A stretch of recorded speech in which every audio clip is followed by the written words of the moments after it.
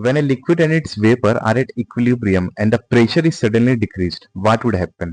चार देखो ऑप्शन दिया हुआ है, हमें ये बताना है कि या तो वेपर प्रेशर सॉल्यूशन का इंक्रीज करेगा, या हीटिंग होगा, या कूलिंग होगा, या इक्विलिब्रियम रिमेन्स अनअफेक्टेड। अब देखो क्या है क्वेश्चन जो है ना, इसको थोड़ा सा हम लोग डिटेल्स में समझते हैं। एक देखो बीकर हम लोग मान लेते हैं, बीकर में देखो एक सॉल्यूशन है, ठीक है। इस सॉल्यूशन को हम लोग ना ढक दिए हैं और यहाँ पे हम लोग कुछ प्रेशर अप्लाई कर रहे हैं, ठीक है। इसको हम लोग बोल दे रहे पी।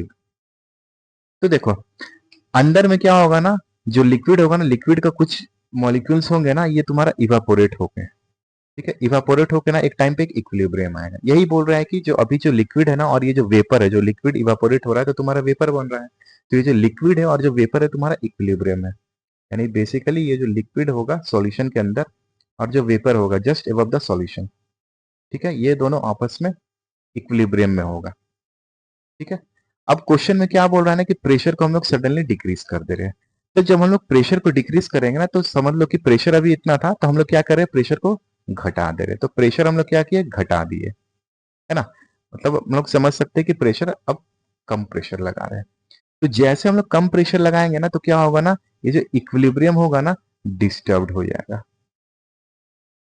डिस्टर्ब्ड हुआ तो मेरा ऑप्शन बी तो गलत हो गया। चलो ठीक है, इक्विलिब्रियम तुम्हारा डिस्टर्ब हो रहा है। अब क्या होगा देखो, अब चूंकि हम लोग क्या किए ना, प्रेशर देखो क्या किए, हम लोग प्रेशर को घटाए हैं।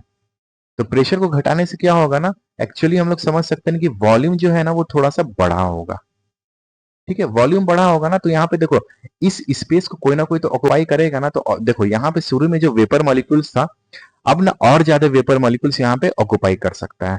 तो यहाँ पे क्या होगा ना, अकॉर्डिंग टू ली चटेलियर प्रिंसिपल,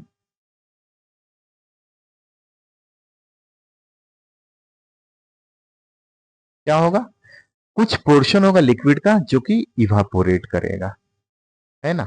कुछ पोर्शन होगा लिक्विड का which will evaporate to give some vapour, और ये जो वेपर होगा इस स्पेस को ऑक्युपाई करेगा, ठीक है ना, to count for the decrease in pressure. तो बेसिकली क्या हो रहा है ना, लिक्विड का कुछ जो पोर्शन है ना वो इवापोरेट हो रहा है। और हमको पता है ना, इवापोरेट करने टाइम क्या होता है, कुछ एनर्जी रिक्वायर्ड होता है। इसी एनर्जी को बोलते हैं लेटेंट हीट ऑफ वेपोराइजेशन, है ना। यहाँ पे बेसिकली एक लेटेंट हीट रिक्वायर्ड होता है। तो जब इवापोरेशन होगा तो बेसिकली क्या होगा, एनर्जी रिक्वायर्ड होगा। तो बेसिकली इवापोरेशन जब होगा तो क्या होगा, कूलिंग होगा, है ना। तो देखो इस हिसाब से मेरा ऑप्शन सी मेरा सही दिख रहा है। देखो हीटिंग तो कभी नहीं हो सकता है, क्योंकि जो इवापोरेशन होता है ना उस वो एक्चुअली में क्या होता है, एंडोथर्मिक प्रोसेस होता है। तो हीटिंग तो कभी नहीं होगा, हीटिंग होता तब जब एक्सोथर्मिक प्रोसेस होता है, ठीक है। यानी ऑप्शन भी गलत है।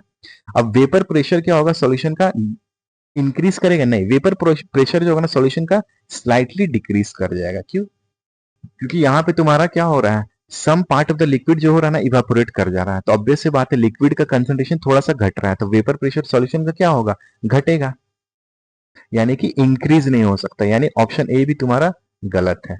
यानी इसका एक ही ऑप्शन दिख रहा है सही, कूलिंग ऑकर्स। यानी ऑप्शन सी जो होगा ना करेक्ट आंसर हो जाएगा। देखो इस क्वेश्चन को हम लोग स्ट्रेट फॉरवर्ड ये भी कह सकते थे, क्योंकि यहाँ पे देखो क्या हो रहा है, लिक्विड जो हो रहा है इवापोरेट हो रहा है, और इवापोरेशन से क्या होता है, कूलिंग इफेक्ट होता है। तो ऑब्वियस से बात है मेरा आंसर हो जाता है कूलिंग ऑकर्स।